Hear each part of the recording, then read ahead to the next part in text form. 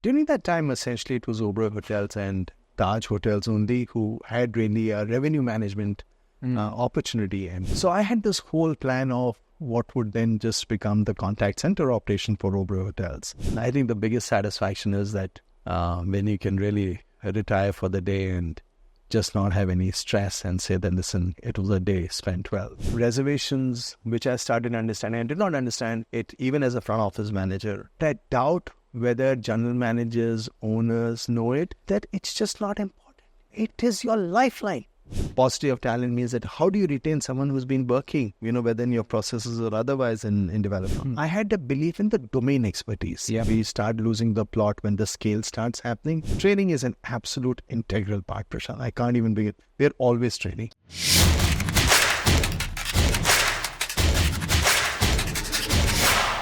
In today's episode of Connecting Dots, I am with Mr. Ravish Swarup, the CEO and founder of Praxis Services, my mentor, and he's also been a part of Oberoi Group as a senior vice president. I have worked with him for almost 2.5 years, learned everything about hospitality from him. He's very close to my heart, and this is going to be a special podcast for me. So let's hear from him. Hello, sir. Hello, Prashant. How are you? I'm well, thank you, and good to see you. Very, sir. Very liye to I think this podcast was my dream.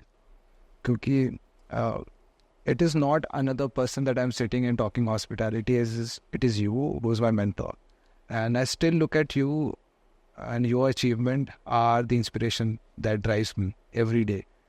So, आज मेरे को जाननी है sir story about how you started this entire half of your life being hotelier और आधी जिंदगी जो आप अभी business run कर रहे हो.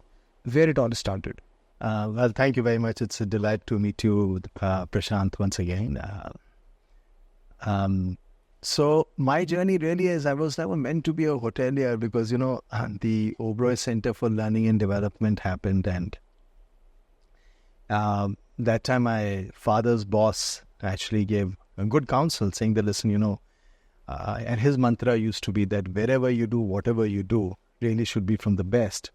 And none from my family had ever worked in hotels before. So based on just the fact that it was recognized as India's best, region's best, I decided to go ahead and join Oberoi Hotels, the OCLD program. And I was, a bit wary about just learning hotels. There were a lot of things that were just would not come straight away. Time lagta tha un cheezon ka because I never had any background.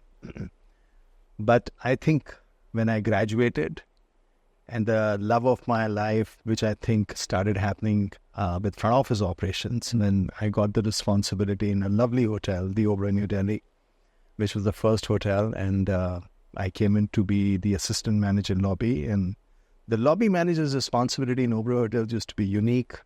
When all of that started happening, suddenly as a 22, 23-year-old, the amount of responsibility, the exposure to guests, to operations, all of that was just wonderful. And I think to any youngster at 22, 23, when that is happening, you're completely mesmerized with what is happening. And I think I just felt, and I just knew that, and today after so many years, having done, now 22 years with Oberoi Hotels that I did, and now 13 more years with Praxis, if ever anyone was to ever ask me, would you do it any differently? My answer would be no, it would always be.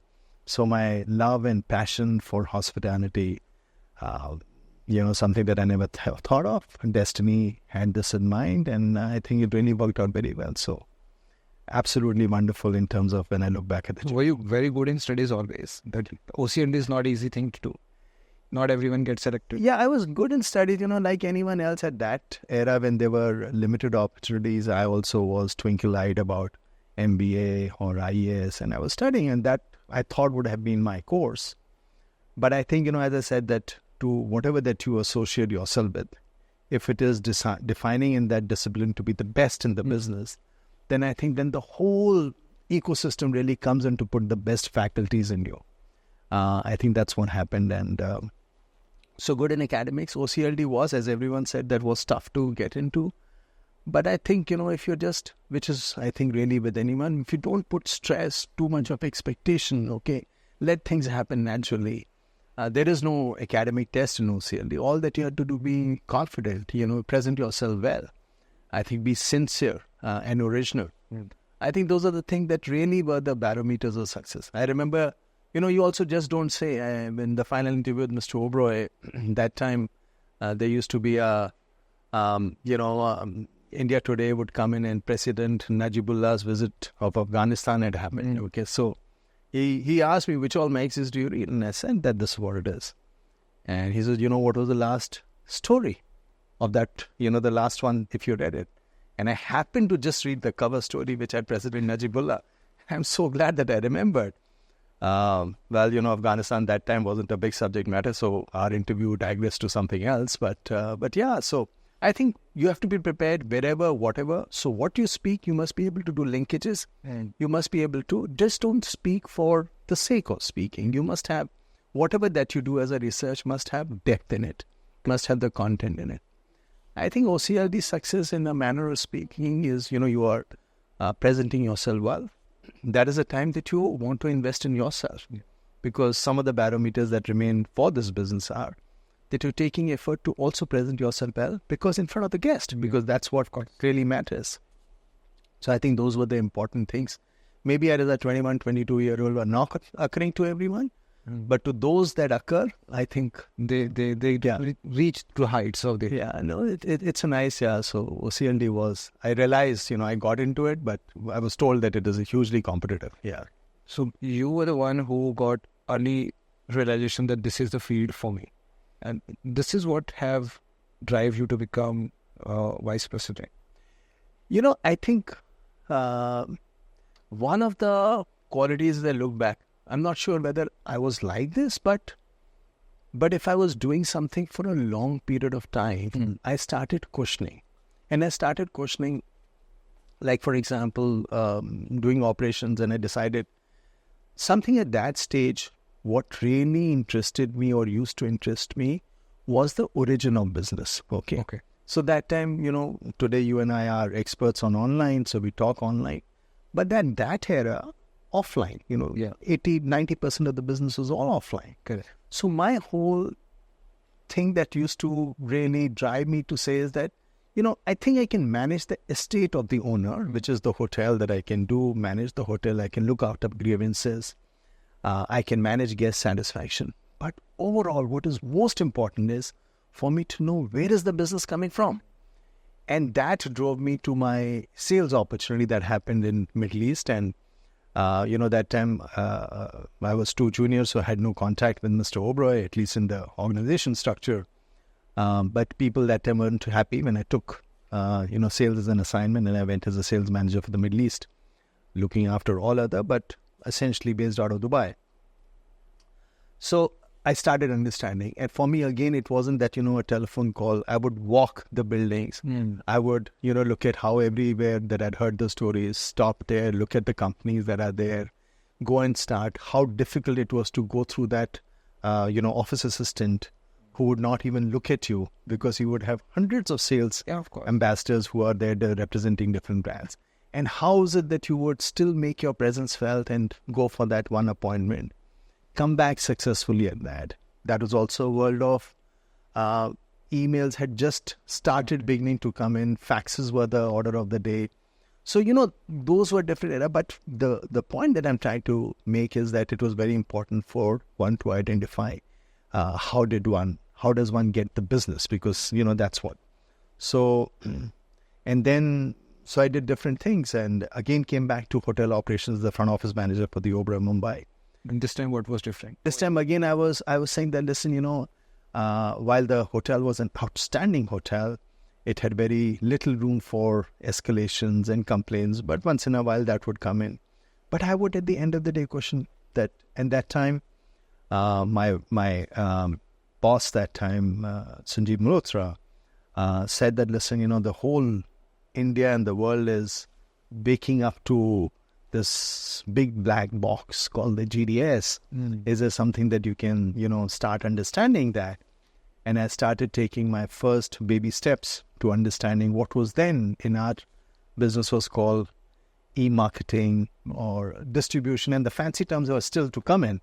So I started, there was no .com, and I was, then also subsequently I would become responsible for the first launch of OberoiHotels.com and TridentHotels.com. But what I'm coming to is that I think the right guidance, but the right guidance happening also because you're questioning it. Yes. Only if you question would. Otherwise, the world and the ecosystem and the universe would just think that that's what and you would progress like anyone else does.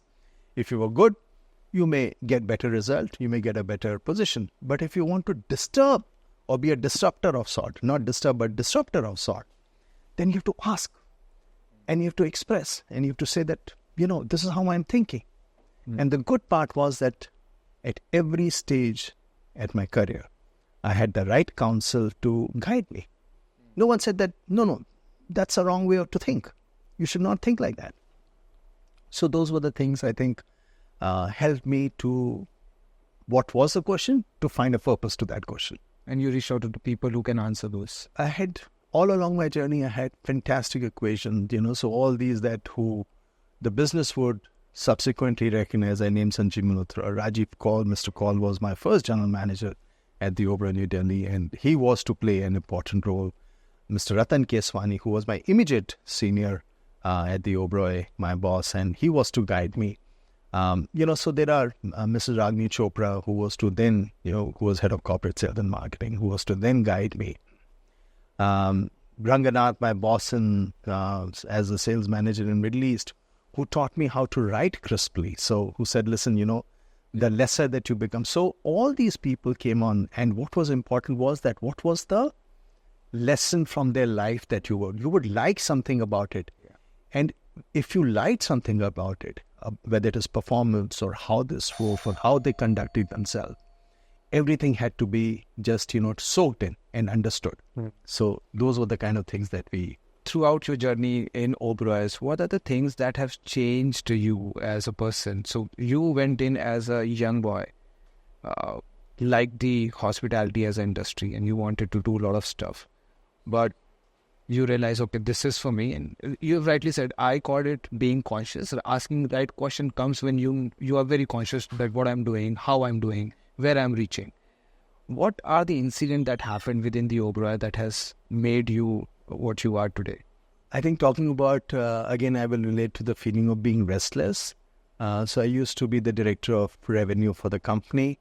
And I think I'd done that role for about 4 or 5 years. Today it's a very, very busy career because there's just so many people who understand the aspects and the difference that revenue management.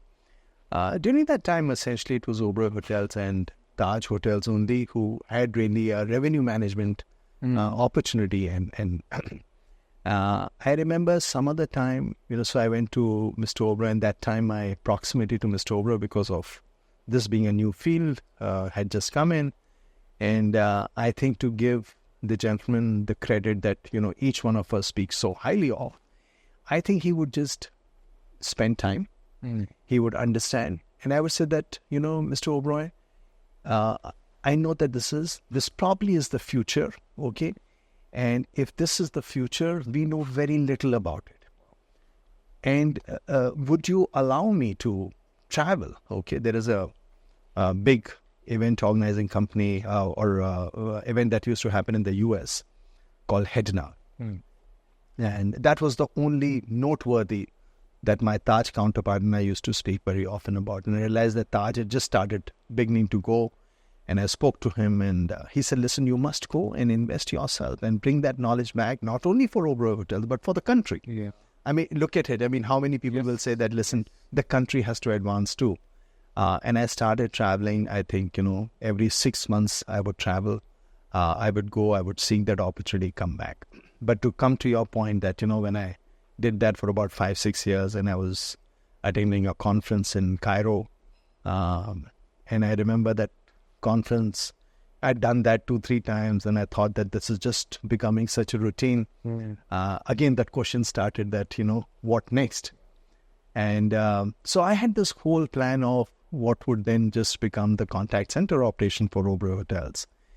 And I went, I just got so restless with the thought that I reached out to Mr. Kaul, who had already played a part in my life as a general manager. And with whom I had great understanding, a relationship, and I reached out to him and saying that, listen, I think I have a brilliant idea. Would you have 10 minutes to speak to me? And I remember I was sitting in Egypt, okay, and there weren't any friends around, no family was there that I could just speak to. So he said, yeah, come over. And over a cup of coffee, I gave him the first, in terms of, and he instinctively liked the idea. And he said, listen, you must go and speak to Mr. Mukherjee, who used to be our, head of finance. And so he said, you must go. And I never met Mr. Mukherjee till then. I came, took an appointment. And again, to give this organization the credit, here is one who's working in regularly, and how many times would a very, very senior people, and this is the top management, top management, have the time for you? And so Mr. Mukherjee met me. He said, fine, I'm coming to Delhi. He used to be based in Calcutta, came to Delhi, gave me the time. Yet again, he also, liked the idea, but he did not display to me in his body language that, what was it that he would do. I think at the right time, he spoke to Mr. Oberoi about it, and that started the ball rolling of what would then become, Oberoi Contact Center, and a hugely successful business model for the Oberoi. So you put in sales, and you had an idea for Oberoi Contact Center. You pitched in. No, so I did operations, I did sales, and then I came back to operations as the front office manager. Again, restless, saying, listen, what's happening to the sales part of the business. Then I got the opportunity to be the revenue management, and this is a completely new role, and hopefully this should satisfy you. And then I went on to do revenue management. And, as I said, that we were the pioneers. Oberoi Hotels were the pioneers of revenue management in India. And I saw myself sitting in a hot seat, and to give credit to my predecessor, Sangeet Seth, who was there, I think he had done a lot of work. He handed over to me, and he obviously found greater opportunities in revenue. He handed over to me, and I took it from a good standard that he had created in Oberoi Hotels, and I could run with it. And then for me was to explore this absolutely, virgin terrain of revenue management, of setting processes, policies, RFPs and all were not heard of. Okay, so, but the US had woken up to it. The US hotel companies were already working. India was in a bullock cart era. So India did not respond to their RFP requirements. The work used to still happen with relationships. And very soon we would see that, our responses going also, and we were waking up to what the world was working in those standards. So it's to do with a lot of sales and marketing, to do with the hotel operations. And every time that I would go seeking knowledge and an opportunity and new vistas for really the company. And for me also, that could satiate me in terms of my own knowledge. Those are the kind of things that... And what was the feeling when you got a green flag that you go ahead and start OCC? And how it all started? Yeah. No, jubilation. So it was really good. And I know I again had a word. I think there were some people who were skeptical. We also thought that, maybe we look at someone else. But I think, to give both the chairman, that time my chairman, Mr. Oberoi, Mr. Vikram Oberoi, they just thought that they believed that I could do it. Okay. And I think there was the company, that year wasn't really good for the business, but still for the little profit that made, I still got a share of that profit to start OCC.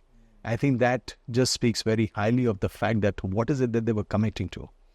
So when it started, even though I had to wait for about 11, 12 months, and you would nervous because I was no longer the director of revenue management, and contact center had not come in, and I would go to the office, and so how much could I just remain occupied? So I would get nervous, and I used to keep my fingers crossed that I hope the contact center happens. But when it happened, then it just happened, because then everyone just started sensing, feeling, experiencing everything that was new.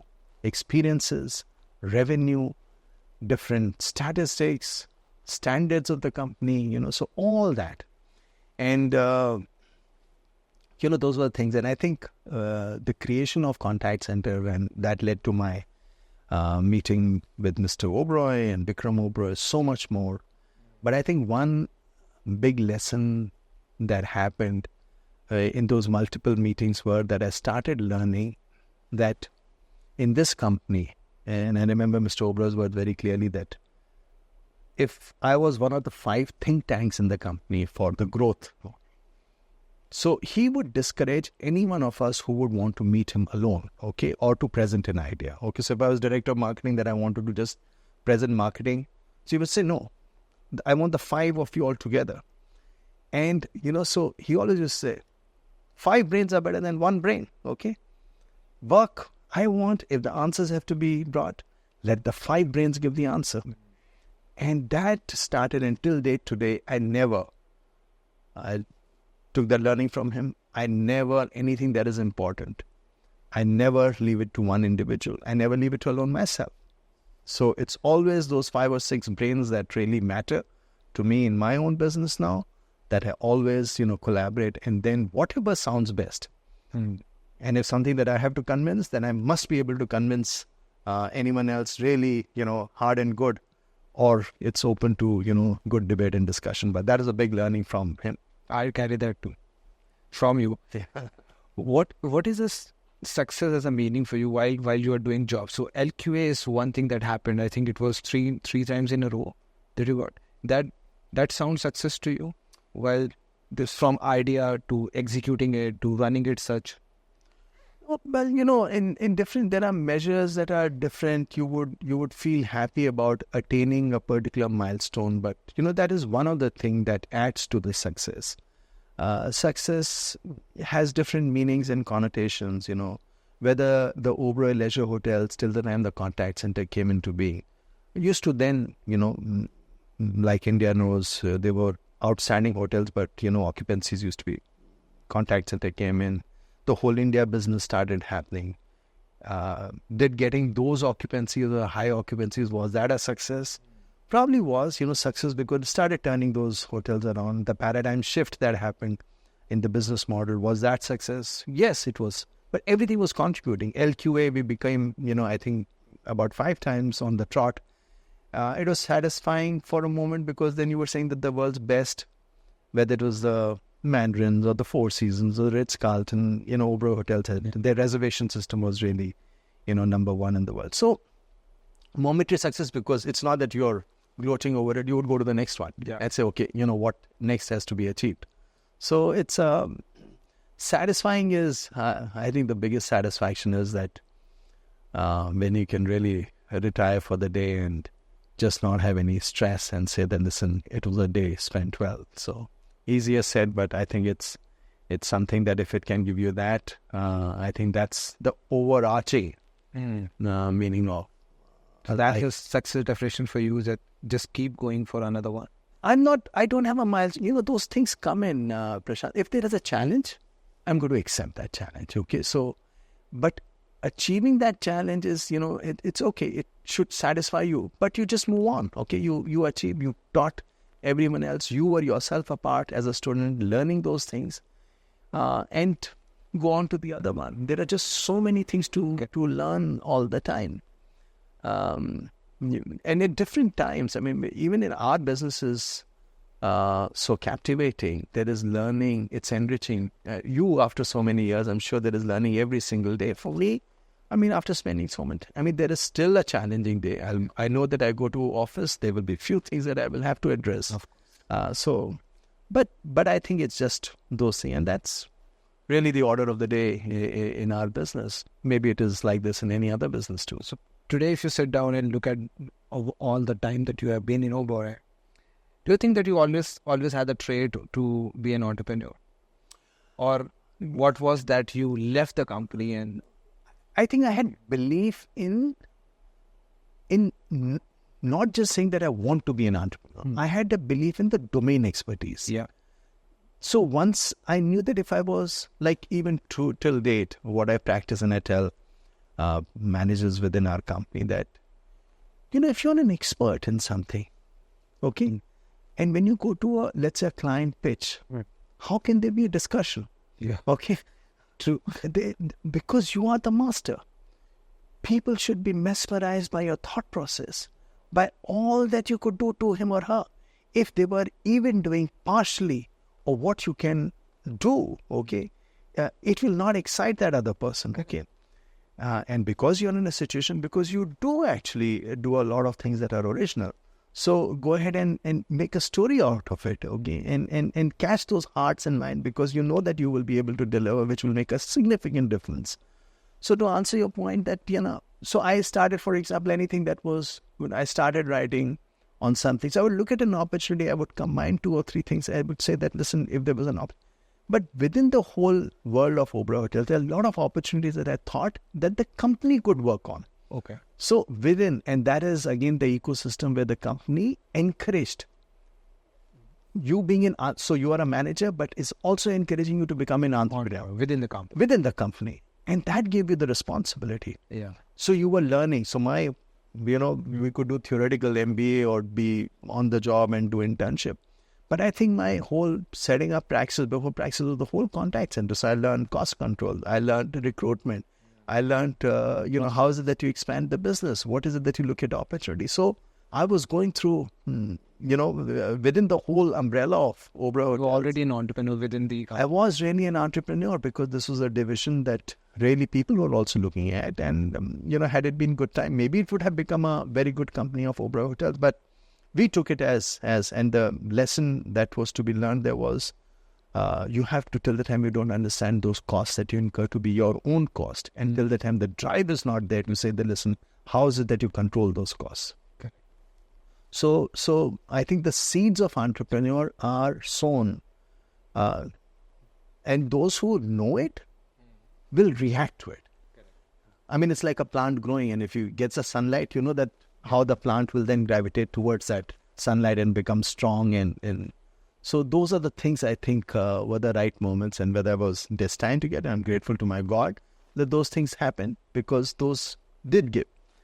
Look back, I think that, someone will say, yeah, maybe I wanted to be an entrepreneur. I think that the acknowledgement to say that your idea was good, and go ahead and do it, and you do it for the company. And then, if you wanted to really do it outside, then it was left for the individual. So I think one who decide to step out and say that I want to do something of my own, it requires confidence. Either it has to be in skill, or it has to be other ecosystem around you that gives in confidence that you come out of a zone and start something. And you know that you are going to see unexpected thing which is going to happen. What was that confidence for you? It was like you said that you're a master, you skill are something which is exceptional. No one knows out, and then you go out and start mesmerizing people with things that you know, and you do things out, or you identify there is a problem that can be scaled within the Oberoi's. I've done that, solved the issue for the company. I can solve it for a lot of other people. Yeah. So was that the confidence that you decided to go out? I really think that it was an absolute dominance of the discipline. And I'm not, say it in any sense of arrogance, but because I really worked hard for this subject. I mastered whatever that was there. I continue to learn today.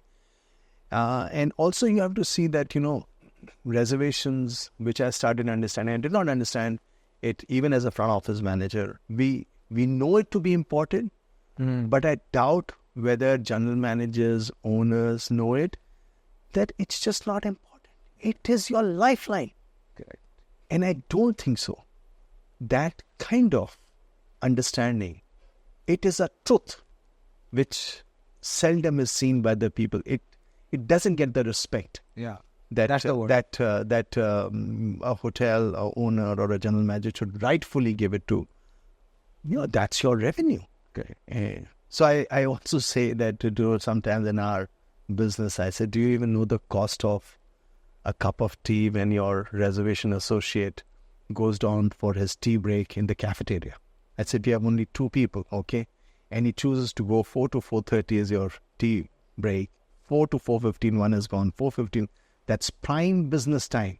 You're missing calls, you're abandoning calls, your emails are not getting.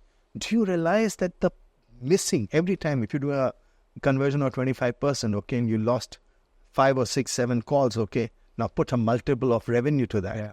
Okay, this person should be served coffee from the coffee shop instead of having him go down to the cafeteria. So in terms of respect, people, have no idea as to.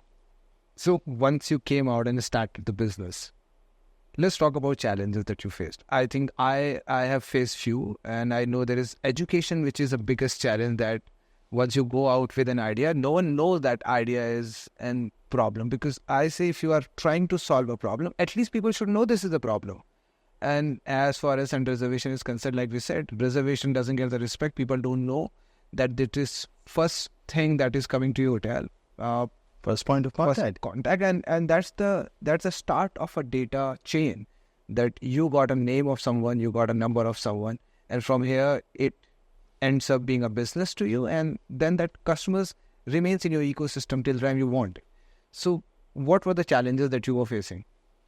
I think so. You're right. For people to resonate as to what could be, because no one wants to believe that you're not doing to the optimum. Okay.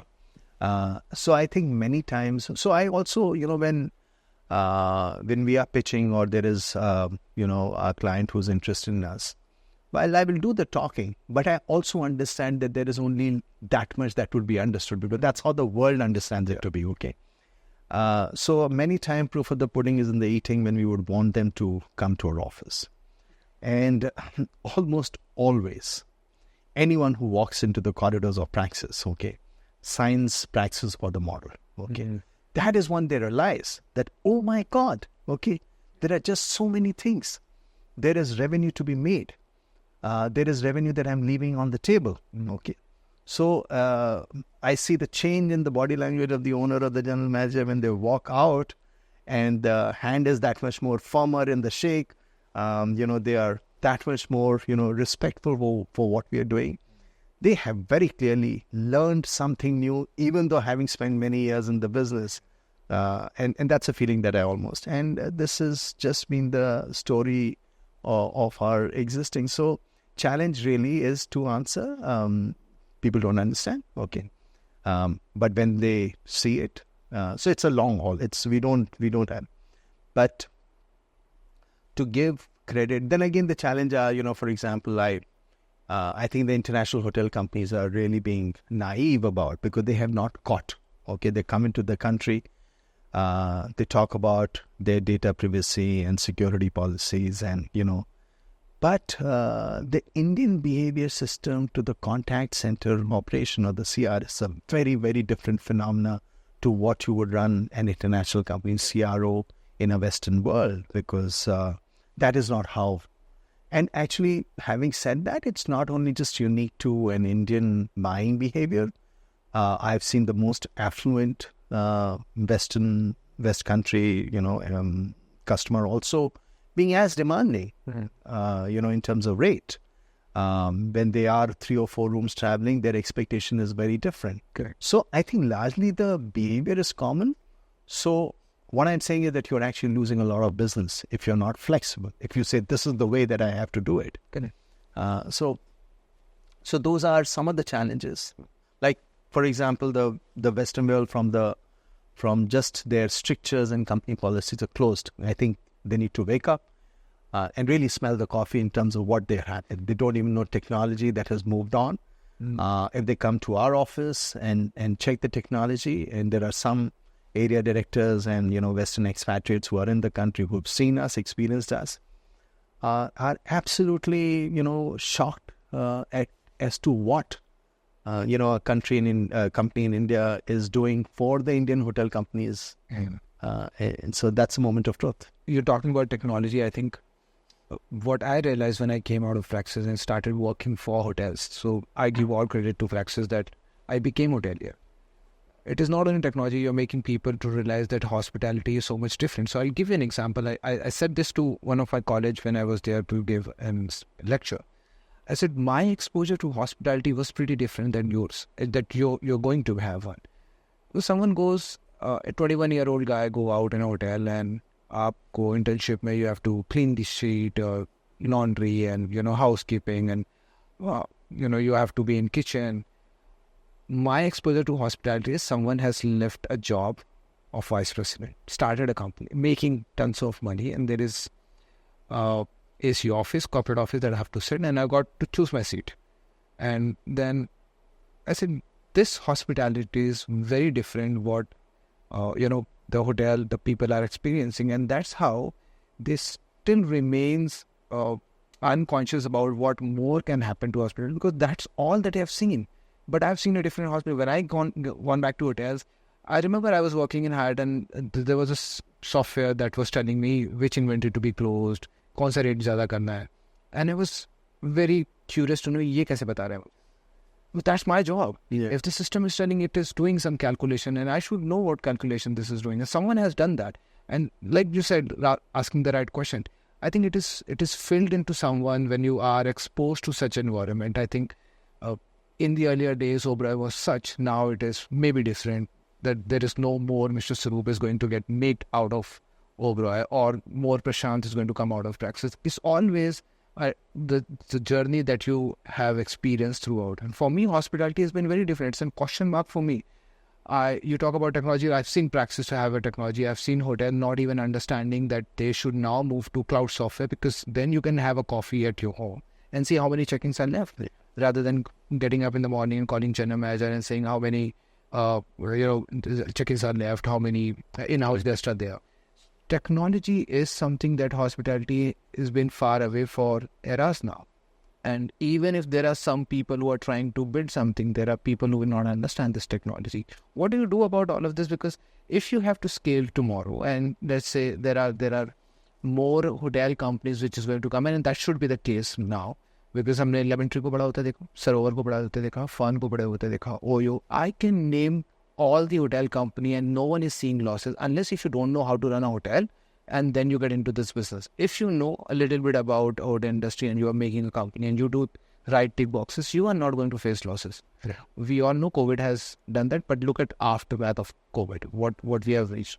So if things has to scale, do you think that technology is going to play a part, or the education of hoteling has to play a part into this? The answer is absolutely yes, without even an element of doubt. I think, it's also got to do with the younger generation is always on the phone, they're so they're open to. I mean, you interact with a youngster today, he's going to tell you 10 more things, except that he's telling you 10 more things in which his interest is there. Yeah. How do you build that interest back to the hotel business? So we'll have to learn. We can't just be in our traditional way of teaching and learning. Okay, so if that becomes more adventurous, gamify, the whole learning experience. Technology has to be the mainstay. To your example, absolutely. But there would be a general manager tomorrow. We may experience few general managers who may still be, resorting to picking up the phone and speaking to the duty manager. But I think the change is happening. The next 5 years, if we are engaging as we will see the business to be, it's going to be run very, very different. Technology is going to be on our face. Those who are naysayers, of course, because our business is also so much about touch points, there is going to be there. It's, today you have a problem when you go to some of the airports where everything is kiosk-based. How much you miss that human contact, because still there are 10 things that you want to know, which cannot be answered. You travel within the US, it's frustrating because, as much as you may be tech savvy, but you realize that, it still may be, and you're looking around and there's not a soul to be seen. So I think if you maintain that good balance, use technology for everything that can cut down on everything, bring efficiency, productivity, fast track things, resort to technology. But the factors that cannot be, then don't force technology where the human factors are very important. It's a both human industry. Yeah. So those things, I think those who understand this nice balance between the two. But to answer, absolutely technology will leapfrog us into, a lot of things. Look at post-COVID. No one thought, this has just been a fantastic pace of technology embrace that just before COVID, we couldn't have dreamt of it. Correct. Circumstances, forced us to do it. We learned it. Those who were 20% efficient tech savviness became even greater. So I think it's you evolve, one evolves, and I've seen some part of it, and as my own example where things were very different from the times of fax to the times of, such turnarounds that you would want. So it's a phenomenon. And all of us have been a part of it. We learn, we grow. So there is one thing as a question which is always there, because I've done job and then I've turned entrepreneur, started doing business. There is a fleet of people right now, with no disrespect to them. We sometimes learned late. I'm 37 right now. I started doing business when I was 35. So it took me, and there are people who started doing business at 21, 22. But what is the difference in someone who start early without getting experience on a job rather than someone who has done this before and later on the stage when they start doing the business? Who do you think are the better ones? Again, I think, Prashant, there are no straight answers. What really is sincerity? Sometimes I think number of youngsters that I meet who, started off with a very small capital out of their 1, 2, 3 years of savings, took some help from dad, mom, started something. Regrettably, failed. I think the failure happens when I choose a business which is me too.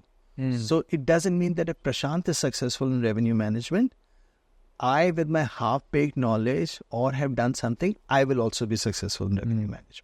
So if someone's cloud kitchen is working, it doesn't mean that my cloud kitchen. Zomato is not a messiah to every cloud kitchen, right?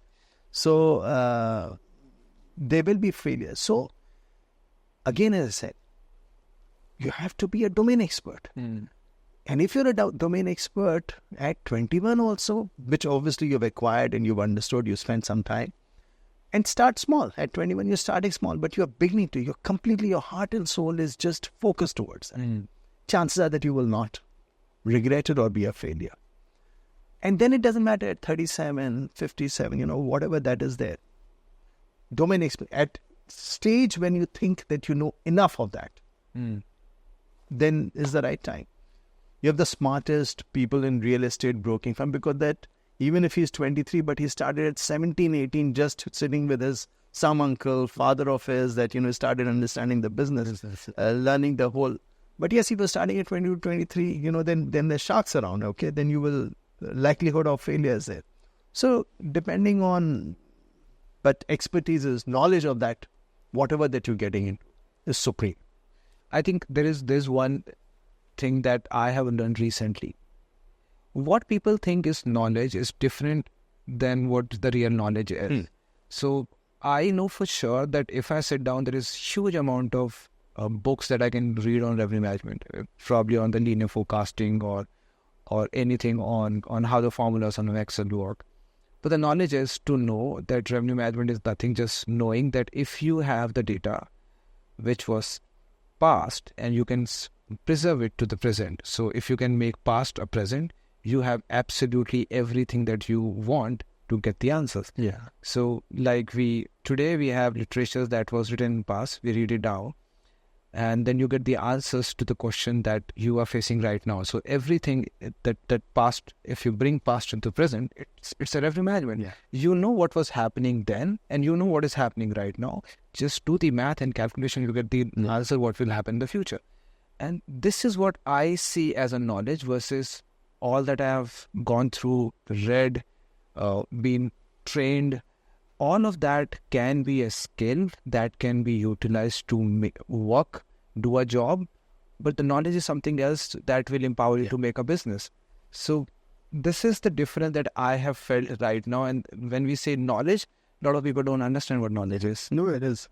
It is. I think it's a completely, as I said, of course, you will have to study. Certain principles must be known to you, but a lot of savviness. I mean, both of us are a discipline in revenue management is common, and, data to you may mean something else. To me, it may mean something else, because data does different talking to different people. How do we infer it? How do we analyze it? And what is it that we make of the data? Correct. Okay. So you look at households, so many households, and you bring it down to, someone said that, how many airports are opening up in the country, how many airlines are coming into the country. Everything is a load factor. Correct. So next 5 years, you talk about fifth to the third, GDP will grow from this point to this point. So everything really is, how are you? Now that data is there for everyone's consumption. Yes.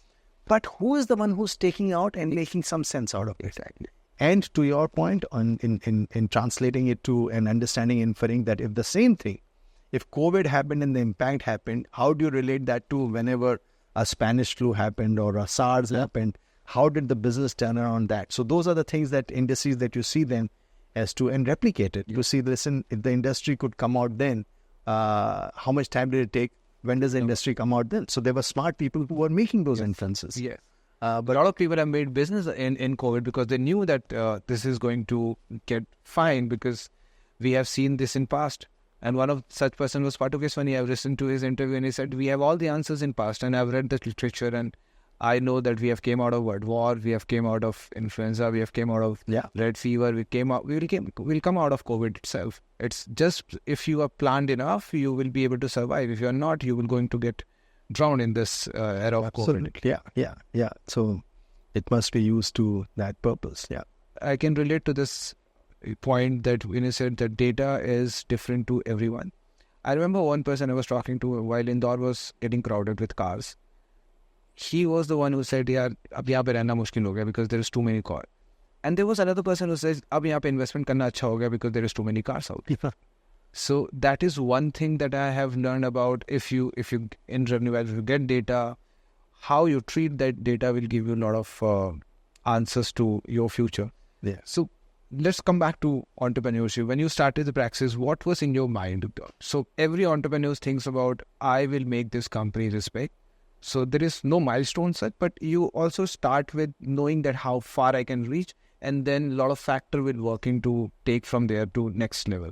What was your thought when you were starting, sir? I think very clearly, I thought that there was a lot of, from an Indian hotel company standpoint, I was pretty confident that I could make a lot of them understand as to what the value add is going to happen. And I very, knowing that even working for Oberoi Hotels, you would get a strong sense of as to how the others were. So I was anyway coming with that knowledge as to how, almost every other hotel company in the country was operating.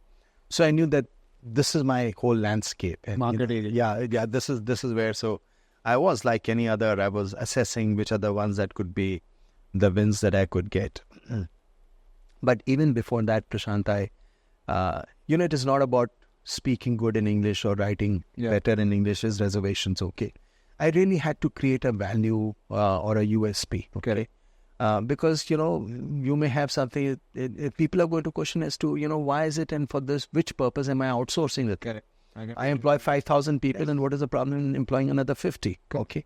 So, therefore, the job had to be done to a level, perfection, consistency, and accuracy. That's what the demands of our nature of work is. And every single day. So excellence had to be generated every single day. Mm-hmm. And for that, you couldn't do it anything which, at least at that stage, or non-praxis environment today, I dare say non-praxis environment, because everyone else is really just on that archaic, traditional way still. Okay, you look at a hotel, you look at just because you have to do it, you are doing it. You have to do it, and nothing has changed. They still work on, rudimentary Excel knowledge. So I said, listen, if every application now, what set the tone for a technology was that, back to my lesson on Mumbai terror attack when happened, and again when OCC had already come in and Trident, Nariman Point had to, every single room that was asked was precious, okay, and we had to fill up the hotel, and we had to really look at painstakingly as to how. So that made us sharper in conversion. And everything that I had to find a tedious way of getting the answers from the Excel sheet and interpret, I started, basis on that, I started creating the technology. I writing my codes on that technology. And so that became, so I was not only giving a voice telephony answer, I was saying that, listen, I was integrating CRM, and I was giving you compelling market intelligence that you thought you had, but you actually did not, okay? So, equipped with all these things, that's when the market, I have grown. So today we think, I don't look at from the standpoint of just hotels, okay? Mm-hmm. Today, I think there is an absence of, and if the country has to grow, we really have an absence of a quality player, okay? Mm-hmm. Okay, so today when you look at 5-star luxury experiences, you will have international hotels, but I think you will give an edge still to an Indian hotel company for just everything that they can do, better from an operational standards. Why is that happening? Is only because, they are more related to, with the guest, and they're just not so many in numbers. So from a quality standpoint, okay, there are people, very few businesses in the country who understand quality, okay. And then I started saying my ecosystem is not just going to be hotels who understand quality more than others, so it's easier. Yeah. But there are also others who maybe in different businesses also understand quality. So today, for example, we also are for India's finest airline. We run their customer service. So we diversified into airline. Okay, we diversified into number one India's experiential dining, and we diversified there. And today we do. So it's not just about table reservations, but creating experiences around it. Yet again, I discovered that if you're so good, which means that let's say this whole restaurant is so good, that it obviously has got high demand. Yes. Okay, so if it has got high demand, the number of covers that are there are only finite. Yes. So if I can satisfy 40, 50 people daily, but I can't satisfy another 20, 25 every single day who are calling up that I have to regret. Yes. So I brought in another element of saying, how will I manage the demand to go back and say, Mr. Mishra, I'm so sorry that we could not accommodate you this, but today I have a vacancy. Would you like to? Wow. So those were the things that so this is something that a lot of businesses are beginning to understand. So it's no longer just about hotels. Of course, all those who are service oriented. Tomorrow, if there is a hospital that would want that same flair of service to saying, how is it that I connect?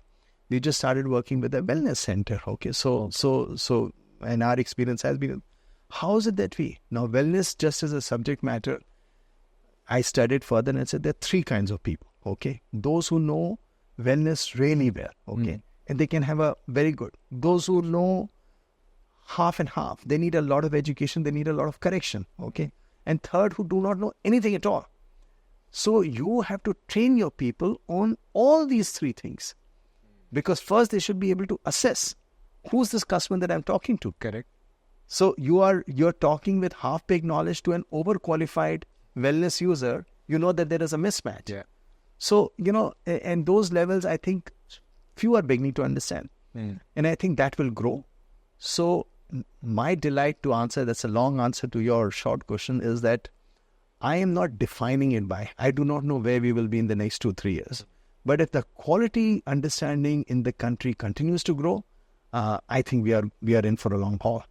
So I think you started with hospitality and then you knew that why hospitality. Again, the question came in and it was a quality, and now every business which want quality will be your customer. Yeah, I think that's how people should really see that if there is one dominant player who understands quality and where my business is going to be held with kid gloves, where my business is going to be, taken as their business, and there is enough technology, audit compliances, everything that will go on to say that, listen, they absolutely just understand and are willing to put their heart and soul in it. So I think it's a good way to put in business and say that I am not a company which is delivering a customer service or a central reservation, I'm a company which is delivering a quality, and that's how you can find huge market apart. So earlier when you started, the hospitality was one sector that you were looking at. Now just realizing this, and this came all the way. Was it there for this when you were starting that airline can be my business or these industry can be my business? One had a desire. So anytime that you would go in, so we understand hotels. That is our second nature. So we understand hotels, but there is everything related. Of course, we don't understand the Amadeus or the Sabre for the airline, or we don't understand the protocols. Yeah. But it did not take us too long to understand that, okay? So all those things are, and similarly, if, as I say, a hospital has to come in tomorrow or a big banqueting, absolute classy operation has to come in, I mean, we would do that fact-finding because all that you're replicating are similar quality standards where you start doing it. Yeah. So we want clubs are the new thing which is coming in. Yeah. DNF is doing it. So, so clubs are there. So I think the whole India game of, our airports are that much more better. So everywhere we look at, the quality dimension is now being discovered by various verticals in the country. Tomorrow, car selling. I mean, yes, you sell a BMW and a Mercedes, but still a customer service standpoint at the retail or even at the customer service center has a lot to improve. Okay, correct. So should we be going there or not? So absolutely, because it is the customer who's also staying at a 5-star hotel who also is using this car that also requires the same quality of service, because he is paying money for both the level on luxury or quality, but he's getting one domain filled with quality, other one is not. Yeah. So we are driven by, we have in fact 3 ethos that, Praxis stands on, and, so you would remember that. One is, we said respect to, to each individual, irrespective of, you could be coming from wherever, there has to be respect. Once you give respect to the fact is that the person is absolute greenhorn, doesn't know about it. So, and the other 2 which are completely meant for the client is quality, and the other is revenue. That if I have not been able to change the revenue part of the game for you, okay, there has to be sizable, measurable, effective, and if you're seeing that, you are in my life for life. Yes. So there's going to be never any doubt about it. While making Praxis, we've talked about the client issues, probably the market that you want to analyze. Building the company is another next level problem areas. So while starting with technology that you have been being a part of Praxis from day one, I've seen that. What are the things that you think is important someone as an entrepreneur to know? A company बनाते समय ये चीजें minimum है that you should know, you should have, and you should be prepared that is going to happen to you. So we realize if we remain in this business, which is so, you also have to, like I see and study, paucity of talent in our business. Okay, there isn't enough that the hotel management schools are producing. At least they don't want to come into the business, even if they're, creating and graduating few. So that is a reality. So I have to really think as to how the business also, and it also combines well with, given that the whole business is changing to both technical and, in terms of human. So how is it that you would? So yes, we will talk bots, we will do all those things. The AIs will come in. All those things are part of our services may also just be done by, but a leisure may always need assistance, but a city may be just done by FAQs and bots and other things that are there. So I think as we go along, Prashant, there are going to be multiple factors in terms of challenges are all there, but in terms of things that you need and to answer, capital is something that you always have to be prepared to. Okay, how much of investment that you come at a stage when suddenly technology and codes have changed and languages change, how quickly your things should not be legacy systems that are very, very difficult to embrace any change. How prepared are you to build? That's a big hole in your pocket. How many times, how many developers? Paucity of talent means that how do you retain someone who's been working, whether in your processes or otherwise in development. So that's going to be a challenge really for everyone. And how smart are you? So capital, talent, continuity. People come. A lot of time they have their own decisions that are there. So we realize that we have to be there, make them understand everything of what is the value add that we do, because most of the time people are ignorant when they come in or get introduced to our business. So I think, these are the things that, at least from our standpoint in our business, we really have to be and almost always alert. It's not that we can get complacent on anything. So everything really is today, that would be a requirement in terms of building continuity. And last is, you, as everyone has spoken, any big good business could be, thousands of crore worth or few crores. Cash flow is really paramount and hard in key to our existence and survival. So I think one major problem is manpower that every entrepreneur goes through. I remember I was in college, I spoken to a dean, I said, every student here, you teach them passion, and ये किसी और industry में नहीं सिखाया जाता. So anyone work for 12-13 hours in hotel, and वो physical hard work है, whether it is front office, housekeeping, F&B service and F&B production, यही 4 चीजें वो सिखाते हैं. And वो काम करने के बाद भी they are happy that they are doing the job, whether it involves a lot of physical work, because they know that they are not cleaning the floor for the money that they have been paid. They are cleaning the floor because someone will step in and they will feel right about it. आप bed अच्छे से बनाते हो because you know the guest is going to use. Same goes with food, same goes with any other physical hard work which is there. And this passion thing is not taught in any other college, any other domain. And I think the education system is such for hospitality. If they change a little bit, these people can become great in all the industry, all the aspect. And I quote this because airlines are taking people from hospitality. A lot of great IT people or companies are taking people from hospitality because these passion, the way that you dress up, the way that you carry yourself is taught there, and no other industry. I am hiring people who comes from a engineering background. They are very casual about how they dress up, how they talk.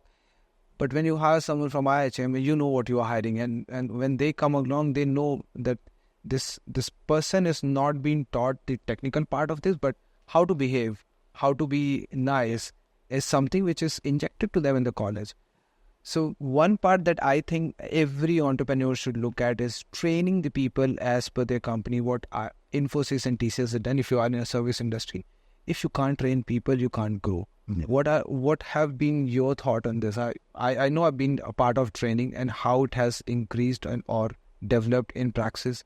What are your thoughts that you have put into this domain of training? Into the domain of training. Yeah. So you're absolutely right. I think it's a yeoman service in the Institute of Hotel Management or other hotel management catering colleges.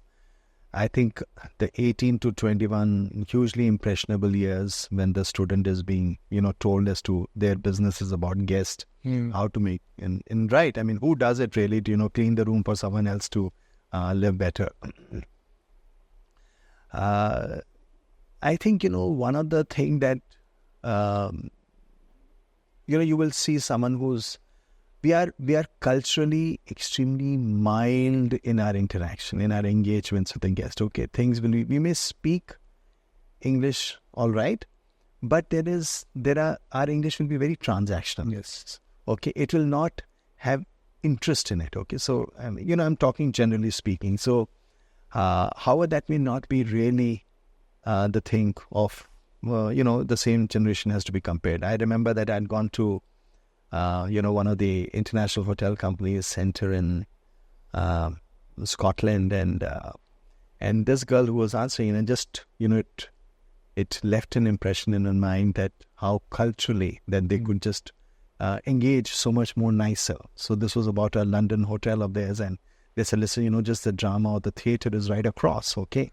And it began with someone saying, listen, where's your concierge services? But they made such a really nice, interesting story around it. So I think those are the things that we have to really start training in our people, that how do we get engaged as people, and the customer profile becomes that much more evolved. They are that much more aware. So our engagement cannot remain transactional. Mm-hmm. So that part of training, I mean, English is, of course, nothing happens if you also can't speak or your English is just mediocre. So if you're well-spoken, I think you have to go to the next level of better engagement. Mm.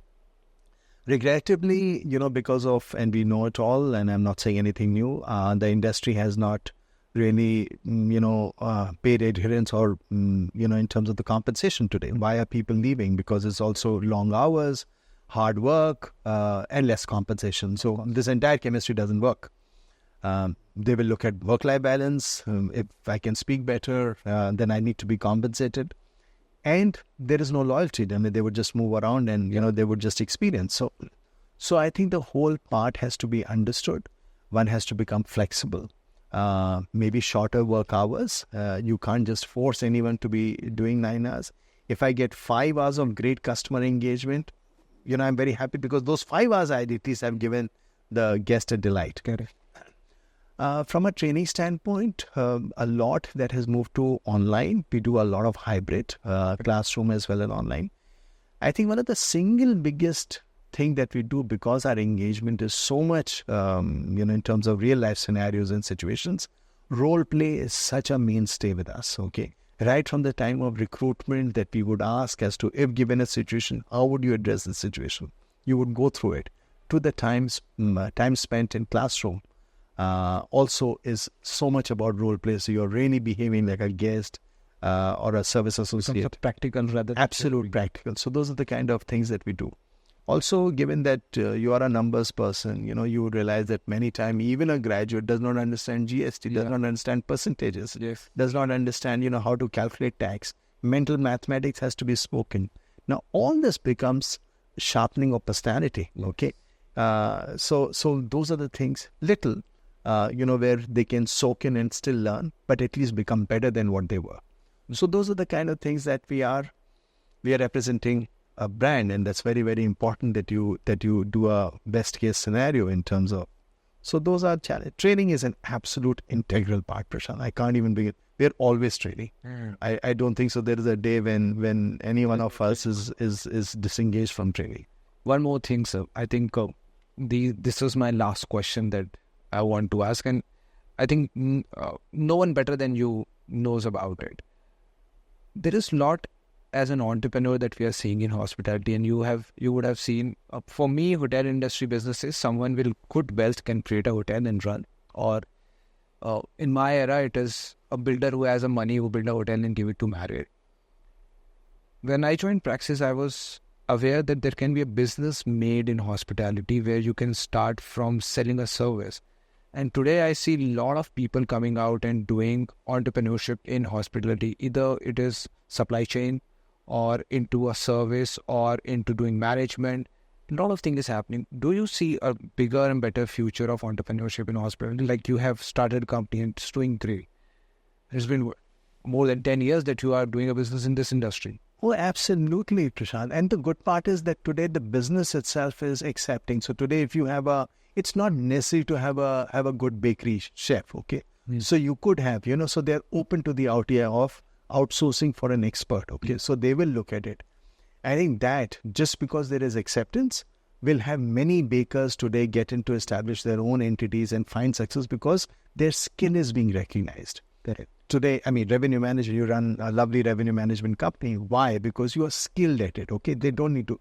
Does it satisfy them to have a mediocre revenue manager or have a Prashant Mishra-led company that is going to give, those kind of standards and productivity and efficiency and result?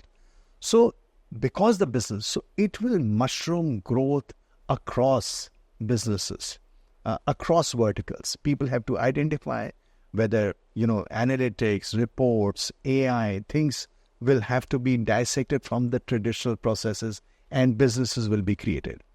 You said supply management, vendor, there are just so many things already happening. Correct. So I think it is just at a point when it is just meant for explosion across, and the business in tourism, hospitality is just going to grow, open lots of opportunities to the youngsters. But they must spend time to understand what is it that they want to do and then go and find success. Absolutely.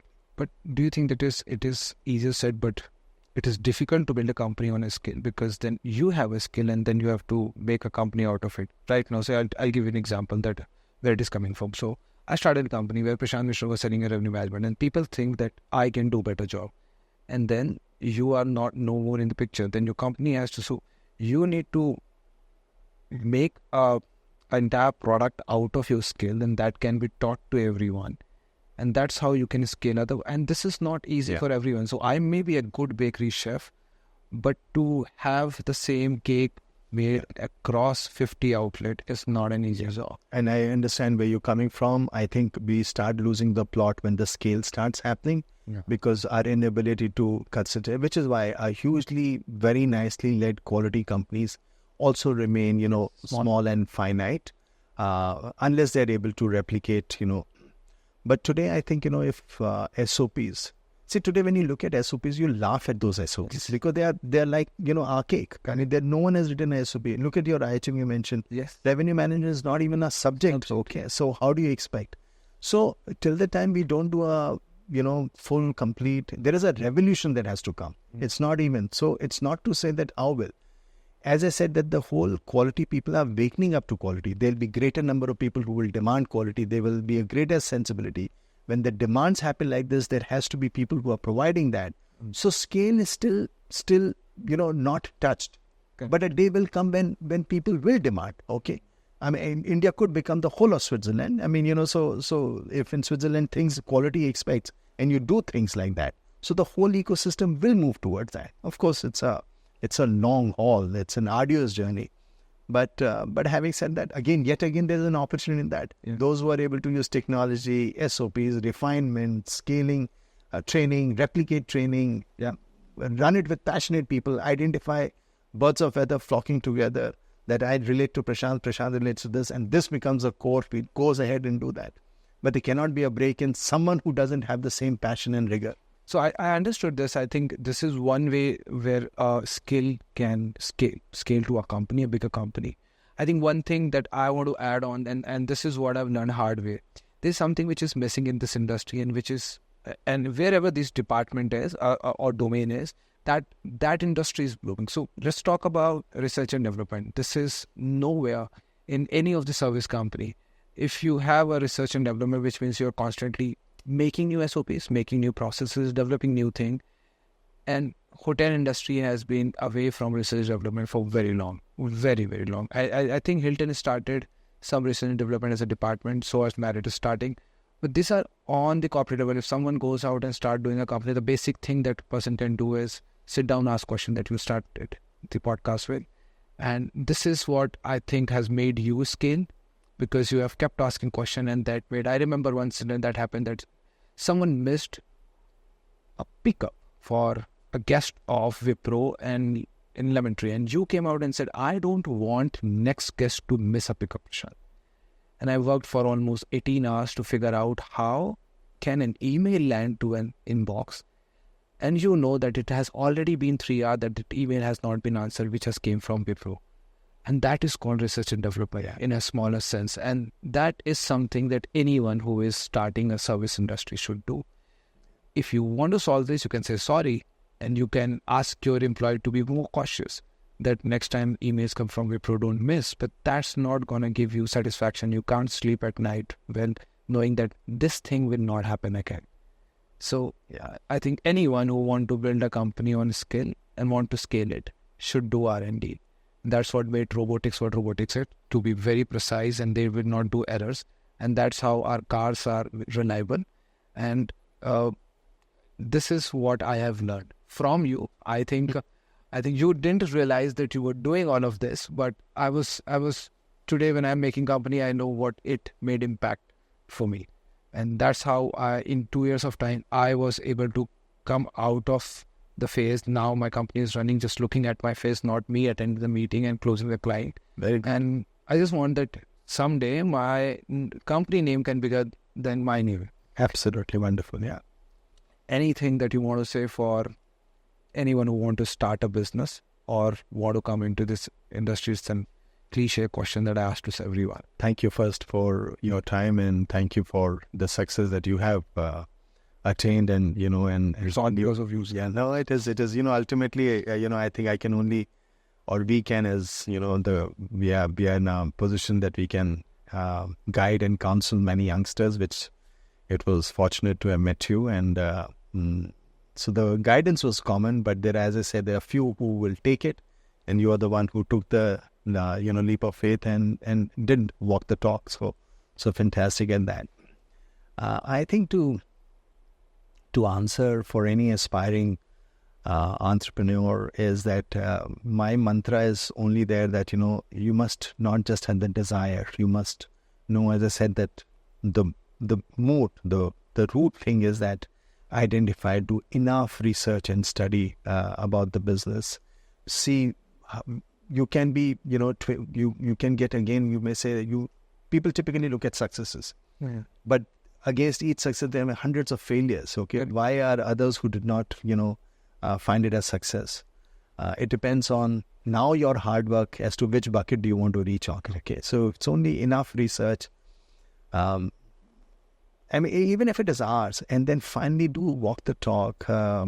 Try to becoming. Of course, you will not straight away becoming master of the dominant, but you start making all those early learning lessons where you are beginning to understand everything. Ask the unquestioned, get answers, be a pessimist to begin with, that this is not, and how will I find out of success out of it? Find the right counsels and guidance, and check. Very important. Check your, with a focus group. Yeah. You may get excited because anyone's idea, you are the most super excited about it. And that's really many times. So test with others. How does it sound? Okay. Build holes in it. But the right counsel, have friends whom you can trust, have elders who you can guide you. Thank you so much, sir. It is absolute joy to be here, and having this conversation was dream coming true. And I owe all of this to your wisdom that you have taught. And I think more Prashant can be made with this wisdom. And if anyone is listening, they should find mentor where they can learn, thrive, and have success. Without having wisdom, I think you can't grow, and you can't have wisdom without knowing someone who can give it to you. Thank you so much, sir. Thank you very much, Prashant, for making the effort to come, and thank you for your graciousness and for your team. And it's been a pleasure. You are watching biggest hospitality podcast by a hotelier. Stay tuned. Follow us for more.